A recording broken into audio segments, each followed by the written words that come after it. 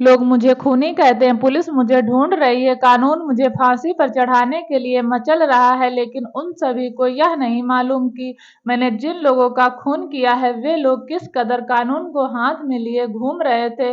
बस मैं खूनी हूँ यही सबको दिखाई दे रहा है। अरे खूनी तो कानून है, समाज है और समाज के मुखिया हैं जो निर्दोष लोगों पर जुल्म ढा रहे हैं, उनका अंधेरे में गला घोट रहे। अंधेरे में मैं यही सोचती हुई चली जा रही थी कि तभी मुझसे कोई आकर टकरा गया। डर के मारे मैं 2-3 कदम पीछे हट गई। देखा मेरे सामने एक अधेड़ पुरुष खड़ा था, लेकिन वह होश में कहाँ था, शराब के नशे में धुत था। मैं बुदबुदाई हूँ, हाँ डा, किसी को दौलत का नशा है तो किसी को शराब का, किसी पर अपनी सुंदरता का नशा सवार है तो किसी पर न जाने किस किस चीज का। इन साहब को दौलत और शराब दोनों का ही नशा है। गाड़ी कहीं खड़ी है और ये जनाब रात के 12-1 बजे न जाने क्या तलाश कर रहे हैं। मैं यही सोचती ही उन साहब के नजदीक पहुंच गई। वह मुझे देखते ही बोले, तुम कौन हो? मैं कोई भी हूँ, लेकिन आप कौन है? वह जनाब थोड़ा मुस्कुराए, फिर अपनी गाड़ी की ओर इशारा करते हुए कहने लगे, मैं बड़ी मुसीबत में हूँ, शायद आज कुछ ज्यादा ही पी ली है मैंने। बार से निकलने को तो मैंने निकल गया, पर गाड़ी तक पहुंच नहीं पा रहा हूँ। क्या तुम मेरी मदद करोगी? मैं भला आपकी क्या मदद कर सकती हूँ? या तुम चाहो तो मेरी बहुत कुछ मदद कर सकती हो। इतनी रात गए कोई शरीफ औरत इधर थोड़ी ही आ सकती है। वह साहब इतना कहकर मेरा मुंह ताकने लगे। आप शायद ठीक ही कह रहे हैं, लेकिन क्या इतनी रात गए कोई शरीफ पुरुष इस तरह नशे में बेहाल घूमता है? मैं तो पुरुष हूँ, लोग मुझे ज्यादा से ज्यादा यही कहेंगे कि नशे में रास्ता भटक गया, लेकिन तुम्हें तो लोग इतना कहते कहते वह चुप हो गया। फिर तो आपको भी लोग बदचलन औरतों के बीच पीछे भागने वाला दल्ला चट्टू या गस्ता ही कहेंगे ना? बराबर का जवाब जब उसके मुंह पर तमाचे की तरह पड़ा तो उसका नशा कुछ कम हो गया। एक टक मुझे ही घूरे जा रहा था। फिर वह अचानक ही बोले, तुझे मैंने नशे की वजह से पहचानने में भूल कर दी। तुम तो कोई असाधारण लड़की लगती हो। देखो मुझे मेरी गाड़ी तक छोड़ दो। चलिए, मैंने उसका हाथ पकड़ा और पास ही खड़ी गाड़ी में बिठा दिया। आप गाड़ी चलाना तो जानते ही होंगे। हाँ जानता तो हूँ, पर इस हालत में क्या मैं गाड़ी चला सकता हूँ? प्लीज मुझे मेरे घर तक छोड़ दो। जनाब गिड़गिड़ा पड़े। मैंने अपने शब्द जाल में उन्हें फंसा लिया था। दूसरों को सम्मोहित करने की कला जिसे आ गई वह जीवन में जल्दी मार नहीं खाता। मैं अपनी इस कला के बल पर ही अब तक जिंदा थी। उस ड्राइवर को भी मैंने थोड़े ही कुछ दिया था, सिर्फ मोहक मुस्कान के जलवे उसे दिखाए थे। बस वह मेरा दीवाना हो गया और गाड़ी की रफ्तार ने धीमी कर दी। फिर मैं मौका पाकर कूद गई। इस स्वार्थी संसार को पार करने के लिए व्यक्ति को सम्मोहन कला में निपुण होना ही चाहिए। मैं यह सोच ही रही थी कि उस सज्जन ने टोक दिया, तुम क्या सोच रही हो? क्या मेरी मदद करना नहीं चाहती? नहीं, ऐसी बात नहीं है। मैं यह कहते कहते ड्राइविंग सीट पर आकर बैठ गई। इस समय सहारे और मदद की जरूरत तो मुझे भी थी। मैंने अगले ही पल गाड़ी स्टार्ट की और सड़क पर दौड़ाने लगी। रास्ता वही सज्जन बताते जा रहे थे। गाड़ी जैसे ही एक पीले रंग के मकान के सामने पहुंची, तभी उन्होंने मेरी पीठ पर हाथ रखते हुए कहा, गाड़ी यहीं रोक दो। अरे वाह, तुम्हारा हाथ तो बहुत ही सधा हुआ है। गाड़ी जैसे चला रही हो जैसे पानी भागता है। पता ही नहीं चला कब घर आ गया। यह कहकर वह गाड़ी से उतर गए और फिर मुझे घूरते हुए बोले, क्या गाड़ी से निकलने का मन नहीं कर रहा? मैं सकुचाती हुई गाड़ी से बाहर आ गई और कांपते कदमों से उनके पीछे पीछे चल दी। जब मैं दरवाजे से होकर अंदर पहुंची तो आश्चर्यचकित रह गई। इतने बड़े मकान में कोई नहीं था। तभी वह मेरे पास आकर बोले, डरो मत, यहाँ मेरे और तुम्हारे सिवा फिलहाल कोई नहीं है। मेरा नाम जनार्दन है, मैं राजनीति शास्त्र का प्रोफेसर हूँ। मैं आश्चर्य से प्रोफेसर जनार्दन की ओर देखते हुए बोली, आपकी उम्र तो अच्छी खासी है, फिर इस मकान में कोई और क्यों नहीं है? अजीब लड़की हो भाई, यह भी कोई सवाल हुआ कि कोई क्यों नहीं है? मैंने शादी नहीं की है। बस मेरी दुनिया कॉलेज है और कॉलेज के छात्रों तक ही सीमित है। बस क्या उम्र गुजारने के लिए इतना कम है? प्रोफेसर जनार्दन यह कहकर मुस्कुरा पड़े, आप झूठ बोल रहे हैं। आपकी दुनिया बार में भी है, शराब भी है, और मैं इससे आगे बोल ना सकी। आगे के शब्द बर्फ बनकर ठहर गए। तुम तो काफी होशियार मालूम पड़ती हो। मेरे साथ जब रहना शुरू कर दोगी तो सवाल करना भूल जाओगी। तुम यही कहना चाहती हो ना कि ढेरों स्त्रियां भी मेरी दुनिया में शामिल हैं। माय स्वीट हार्ट, तुम उन सभी स्त्रियों से अधिक कीमती और अनमोल हो जो मेरे जीवन में है या कभी हुआ करती थी। मैं एक प्रोफेसर हूँ और वह भी एक कुंवारा प्रोफेसर। और मैंने यह बात बड़ी शिद्दत से महसूस की है कि फिलहाल तुम्हें किसी सहारे की सख्त जरूरत है। प्रोफेसर जनार्दन कोई साधारण आदमी नहीं था। उसने घाट घाट का पानी पिया था। उसने बस शादी ही नहीं की थी। इस प्रोफेसर जनार्दन के यहाँ मुझे किसी बात की तकलीफ नहीं हो सकती।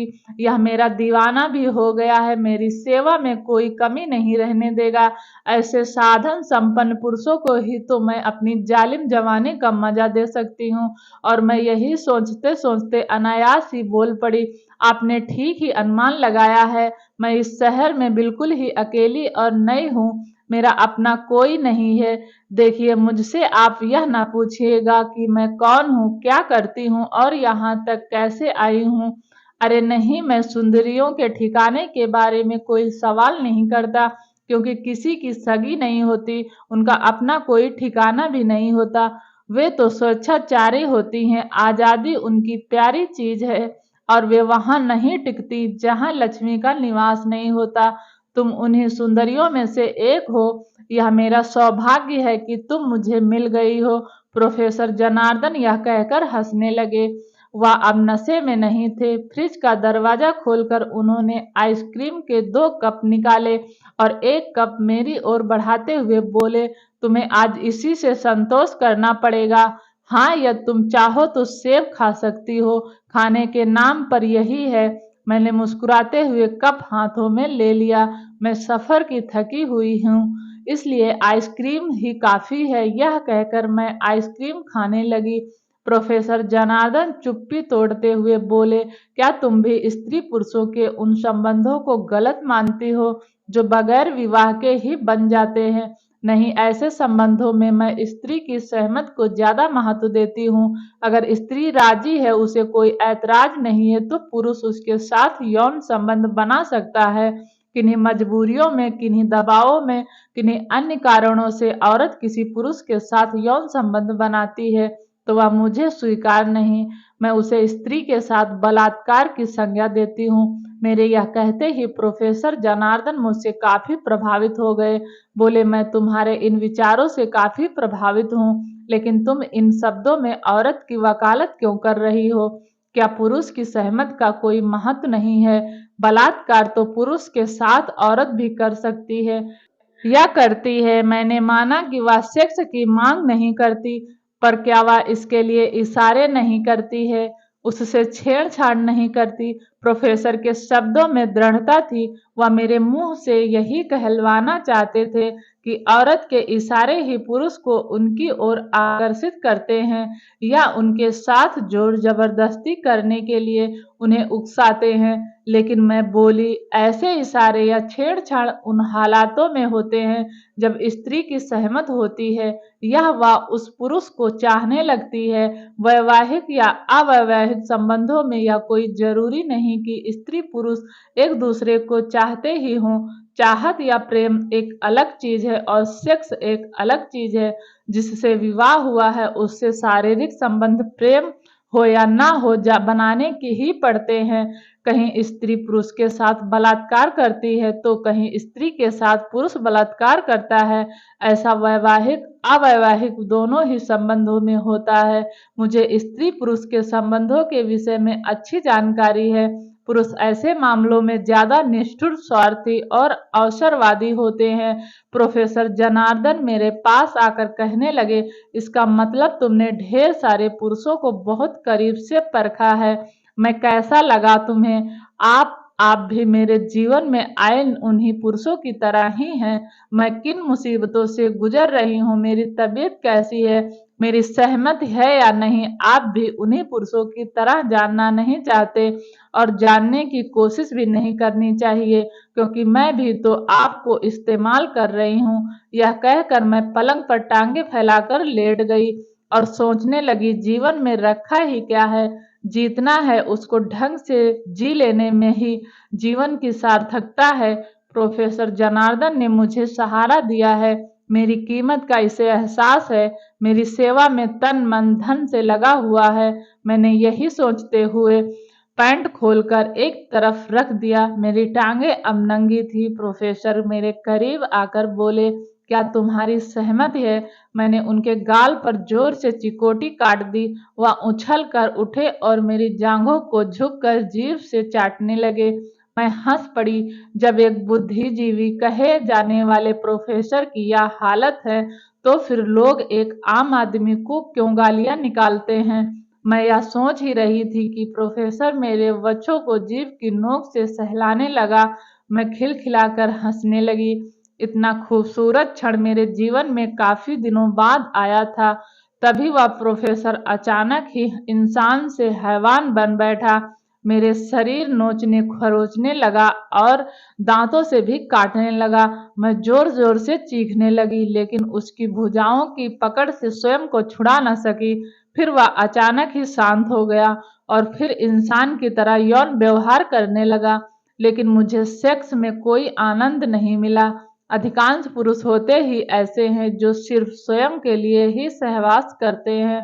और प्रोफेसर जनार्दन जब थक गया तो वह जाकर दूसरे कमरे में सो गया। मैं निर्जीव सी घंटों बिस्तर पर यूं ही पड़ी रही। मेरा सारा शरीर लहूलुहान हो गया था। मुझे ऐसा लग रहा था जैसे कुछ देर पहले किसी भेड़िए से मेरी मुठभेड़ हो गई हो और उसने मेरे शरीर को घायल कर दिया हो। शायद यही स्थिति अधिकांश औरतों की भी है। पुरुष के इस खूनी यौन धारण को झेलना उनके जीवन से जुड़ गया है। पुरुष इसी को सहवास कहते हैं। ना जाने मैं यही सब सोचते हुए कब सो गई, इसका होश ही ना रहा। सुबह के 4 बजे जब मेरी आंख खुली तो मैं खटर पटर की आवाज सुनकर सहम गई। जब मेरी दृष्टि सामने पड़ी तो आंखें आश्चर्य से फटी की फटी रह गई। दो खूबसूरत 18-19 वर्षीय युवती अर्धनग्न प्रोफेसर जनार्दन की बाहों में थी और प्रोफेसर सहित वे दोनों युवतियां भी शराब के नशे में धुत थी। मैं बिस्तर पर ही बैठी बैठी बोली, प्रोफेसर, इन लड़कियों ने तुम्हारा क्या बिगाड़ा है जो इनकी असमत से भी खेल रहे हो और इन्हें नशे की लत भी डाल रहे हो? सुनते ही वह मुझ पर गुस्सा कर गया। तू मेरे ही मकान में रहकर मुझे ही जीवन का पाठ पढ़ा रही है। तुम कितनी स्वार्थी हो। अपने लाभ के लिए तुम किसी से भी यौन संबंध बना सकती हो, पर दूसरों को ऐसा करते नहीं देख सकती। इन लड़कियों को मुझसे काम है, ये अच्छे नंबरों से पास होना चाहती हैं। देह बेचना क्या सिर्फ तुम ही जानती हो? ये अपनी स्वेच्छा से मेरे पास आई हैं। नहीं, इसमें इनकी स्वेच्छा शामिल नहीं है। ये तुम्हें रिश्वत के रूप में अपनी देह दे रही हैं। ये मजबूर हैं, ये तुम्हारे दबाव में आकर ऐसा कर रही हैं। मेरे यह कहते ही प्रोफेसर हंसने लगा। कल रात की मानसिक दबाव में तो मैंने तुम पर भी जोर डाला था, तब तो तुम कुछ भी नहीं बोली। तुम भी तो मजबूर हो। तुम्हारे पास घर नहीं है, पैसे नहीं है, नई जगह में तुम आई हो। तुमने अपनी देह मुझे ये सब पाने के लिए ही तो दी है। फिर दूसरों के लिए उल्टा क्यों सोचती हो? प्रोफेसर की बातों का मेरे पास कोई ठोस जवाब नहीं था, इसलिए मैं चुप हो गई। अब मैं सोच रही थी, इस दुनिया में हर कोई मजबूर है और इसी मजबूरी का फायदा एक व्यक्ति दूसरे व्यक्ति से उठा रहा है। मुझे इस जगह को फौरन छोड़ देना चाहिए। मुझे अब मजबूरियों के आगे झुकना नहीं है। यह सोचते ही मैं उठ खड़ी हुई, कपड़े पहने और प्रोफेसर के मकान से निकल गई। अगर कहानी अच्छी लगी हो तो प्लीज़ चैनल को लाइक करें, सब्सक्राइब करें। तो वीडियो देखने के लिए आपका बहुत बहुत धन्यवाद।